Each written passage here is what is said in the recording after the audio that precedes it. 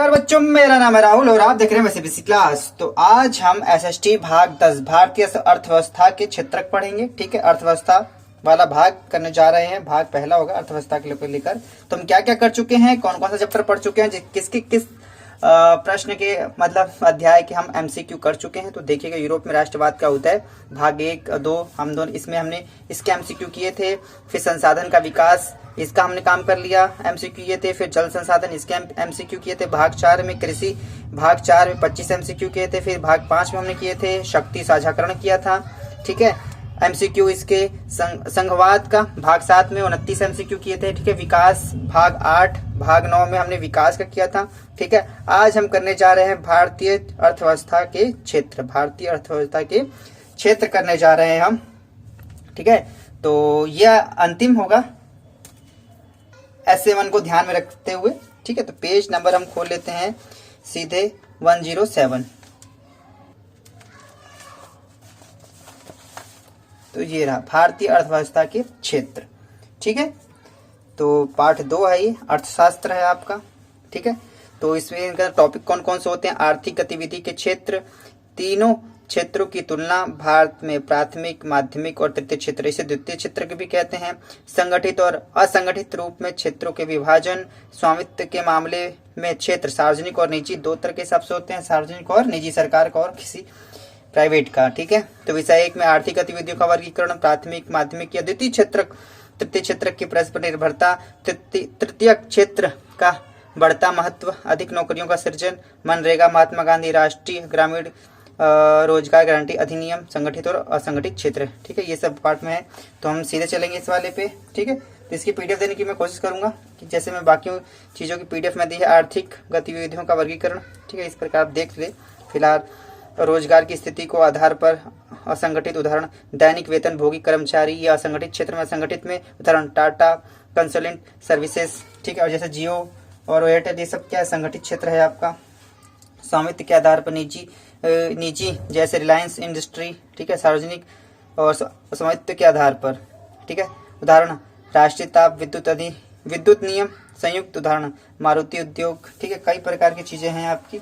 ठीक है, तो चलिए हम कौन से पे चलेंगे, अभ्यास संपूर्ण पाठ पर आधारित बहुविकल्पीय प्रश्न 113 113 पे चलेंगे, 113 पे चलेंगे।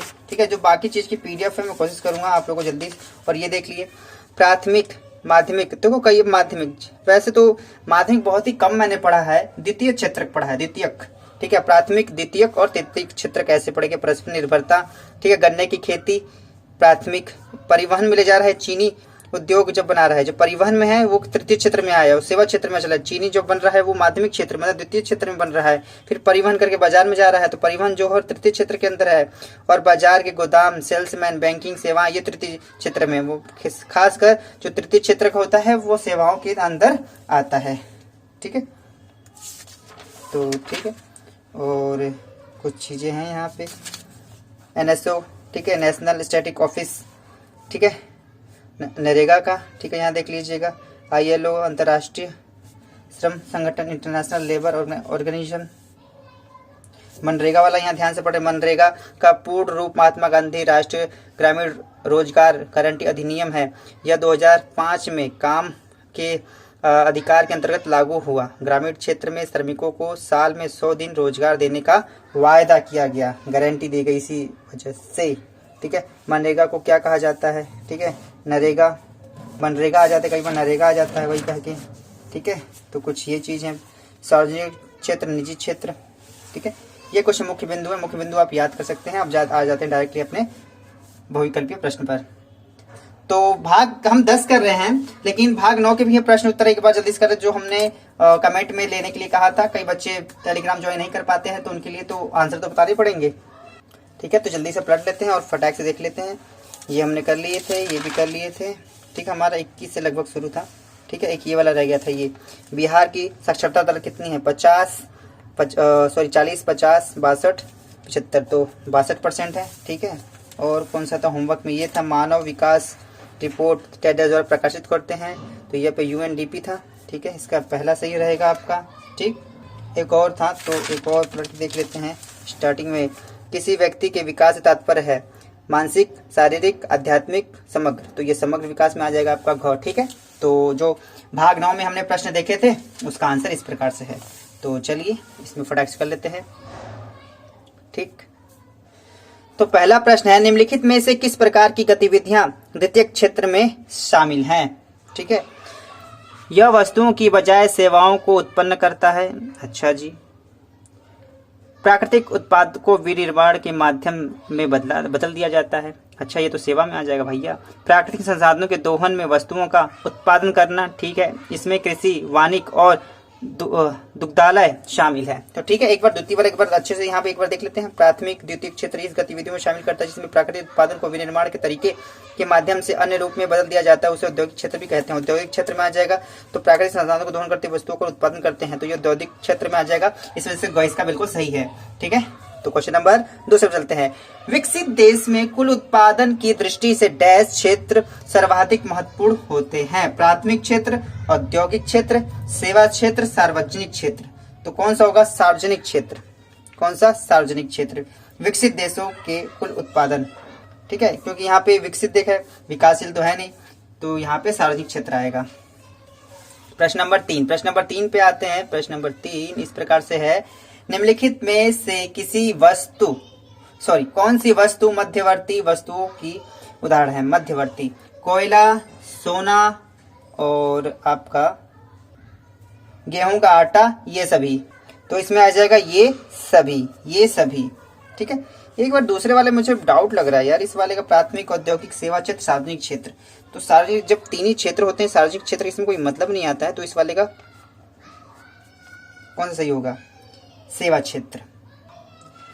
Question number 4। किसी विशेष वर्ष के दौरान प्रत्येक क्षेत्र में उत्पादित अंतिम वस्तुओं और सेवाओं का मूल्य प्रदान करता है। क्या प्रदान करता है? उस साल के लिए क्षेत्र का औसत उत्पादन, उस वर्ष के लिए क्षेत्र का शुद्ध उत्पादन, ये तो बिल्कुल नहीं होगा। ठीक है, उस वर्ष के लिए क्षेत्र का कुल उत्पादन, उस वर्ष के लिए क्षेत्र का फसल उत्पादन, उस वर्ष के क्षेत्र के लिए उसका फसल उत्पादन बिल्कुल सही है।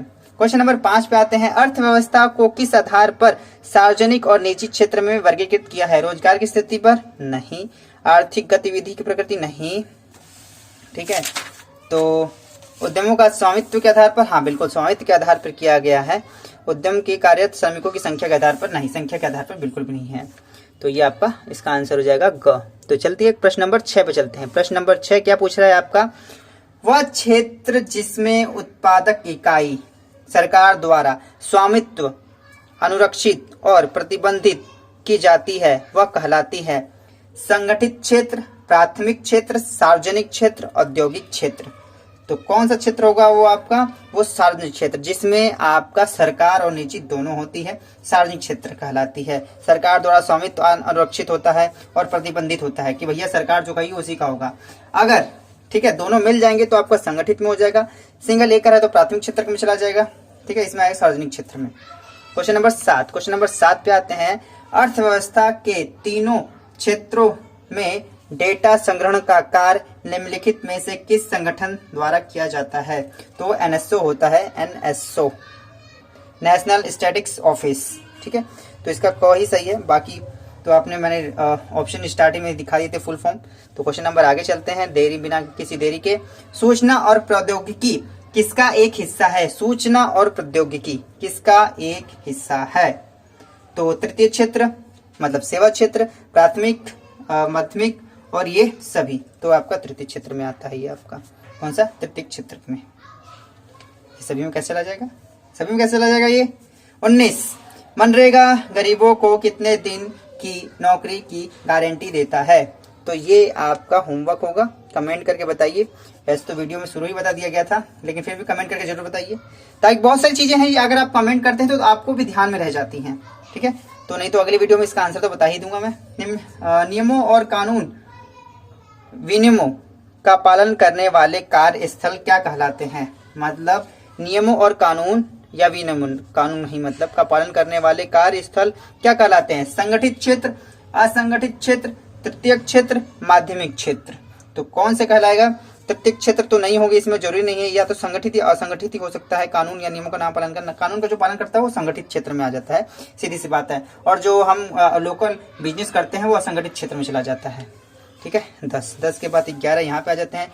11 प्रश्न देखो आपको पूछा गया है कहाँ पे, CBSE 2012 में ये प्रश्न आपका पीछे पूछा जा चुका है। ठीक है, तो ये इसे भी हम चलो बता देते हैं यहीं पे। किस आधार पर औद्योगिक क्षेत्र को सार्वजनिक और निजी क्षेत्र में वर्गीकृत किया है? किस आधार पर? रोजगार की स्थिति, आर्थिक गतिविधि की प्रकृति, उद्यमों को का स्वामित्व, उद्यम के कार्यरत श्रमिकों की संख्या। तो ये पढ़ा सा, अबे यार सेम क्वेश्चन है। क्वेश्चन नंबर 5, अर्थव्यवस्था को किस आधार पर सार्वजनिक और निजी क्षेत्र में वर्गीकृत किया गया है, और ये किस आधार पर निजी से वर्गीकृत किया गया? सेम ही तो है, तो इसका भी यही आंसर हो जाएगा। अभी तो समझा, कमाल है, दो बार एक ही। 1973-74 और 2003-13-14 के बीच 40 वर्षों में तीनों क्षेत्र के उत्पादन में वृद्धि हुई है, लेकिन सबसे अधिक वृद्धि निम्न में से किस क्षेत्र में हुई? इसे याद रखना, सेवा क्षेत्र में सबसे ज्यादा हुई है। तो प्राथमिक क्षेत्र बिल्कुल नहीं है, तृतीय क्षेत्र बिल्कुल नहीं है, इसमें से कोई नहीं, तीनों में से एक तो होगा।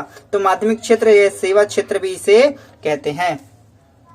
अरे सेवा क्षेत्र तो तृतीय क्षेत्र को कहते हैं ना, ये गलत है। तृतीय सेवा क्षेत्र ये वाला होता है, सेवा क्षेत्र। ठीक है, तो जब से ज्यादा और अभी भी जो सबसे ज्यादा बढ़ रहा है तृतीय क्षेत्र, मतलब कि सेवा क्षेत्र सबसे ज्यादा बढ़ रहा है। गलत है ये, इसका ग बिल्कुल सही है। ठीक है, गर्मी में ज्यादा ऐसे हालत खंजर जा रही मेरी भी। क्वेश्चन नंबर 13 पे, अर्थव्यवस्था को स्वामित्व, ओनरशिप के आधार पर किनमें अरे यार ये सब किताब बिना देखो एक ही में लिख दिया है, कितनों में होना चाहिए, किसमें होना चाहिए, कितनों में विभाजित किया जा सकता है। कोई बात नहीं, लिखते ऐसे पढ़ने में गड़बड़ आ जाती है। सार्वजनिक और निजी, संगठित और असंगठित, प्राथमिक और माध्यमिक, प्राथमिक और तृतीयक। तो कौन से वाले में चला जाएगा आपका? अर्थव्यवस्था को स्वामित्व के आधार पर। तो स्वामित्व के आधार पर सार्वजनिक और निजी दो ही होते हैं आपके, सार्वजनिक के आधार पर, सार्वजनिक और निजी और स्वामित्व के आधार पर। क्वेश्चन नंबर 14, मनरेगा के अंतर्गत सरकार द्वारा कितने दिनों के लिए रोजगार का वायदा किया जाता है? अरे ये तो आपको होमवर्क में दिया गया था यार, तो दोबारा से क्वेश्चन आ गया। यहाँ देखो क्वेश्चन नंबर ये रहा, 9वां और 14वां। अरे यार डबल क्वेश्चन आने का मतलब प्यारे बच्चों इंपॉर्टेंट क्वेश्चन होगा तभी तो देखो, नहीं तो ये भी डबल दिया गया था आपका, तो इस पर ध्यान रख लेना। ठीक है, क्वेश्चन नंबर 15 पे चलते हैं। क्वेश्चन नंबर 15 क्या कह रहा है? एक बार निम्नलिखित का मिलान करना है, तो पहले पढ़ेंगे सब पता चलेगा। श्रमिकों को उनके वेतन के अतिरिक्त कुछ नहीं मिलता, उन्हें काम न करने के दिनों में भुगतान नहीं किया जाता, कोई छुट्टी या सशुल्क आवश्यक नहीं है, कोई औपचारिक नियुक्ति नहीं। ठीक है, तो मैच करते हैं किन की चीजों से मैच हो रहा है। वे कितने भी दिन काम करें, काम से कम एक सांत्वनिक पेड अवश्य दिया जाना चाहिए, बिल्कुल। ठीक है, चलो एक मैं दूसरा पढ़ लेता हूँ। उन्हें कम से कम 5 दिनों के चिकित्सा अवकाश का आश्वासन दिया जाना चाहिए। तो छुट्टी और अवकाश से संबंधित है, तो ये हो जाएगा तीसरे का बी हो जाएगा। अच्छे कार्य पर 1 दिन का वेतन बोनस के रूप में दिया जाना चाहिए। देखो अतिरिक्त वेतन कुछ नहीं बोलता, लेकिन वेतन दिया जाना चाहिए, तो पहले का ये आपका सी पे आ जाएगा। ठीक है, 2 बच गए। औपचारिक नियुक्ति और ये वाला, उन्हें काम न करने के दिनों में भुगतान नहीं किया जाता, वे कितने भी दिन काम करे या ना करे सांत्वनिक वेतन होना चाहिए। तो दूसरे का पहला चला जाएगा और चौथे का डी ही आ जाएगा।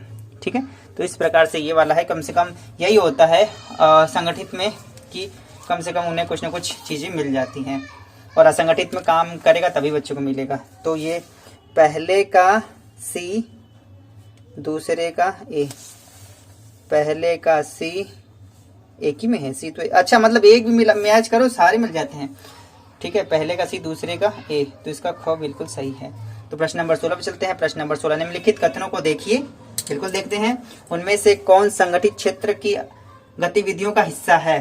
संगठित, एक बैंक में काम करने वाला व्यक्ति, बिल्कुल कहीं भी बैंक आए सेवा से जोड़ देना। और संगठित तो है ही, एक बड़े कागज उद्योग में काम करने जा रहा एक कारखाना कर्मचारी, बिल्कुल बड़ा कारखाना है तो वो भी संगठित क्षेत्र के अंदर ही होगा, तब वही संगठित होगा। और दूसरा एक घरेलू सहायिका या नौकरानी के क्षेत्र में ये नहीं होगा यार उसका, ठीक है, संगठित क्षेत्र में नहीं आता, दोनों का और ख, अच्छा तो दोनों है भैया, इसका आंसर घ हो जाएगा। ठीक है, प्रश्न नंबर 18 चलते हैं। निम्नलिखित को सही क्रम में व्यवस्थित करें।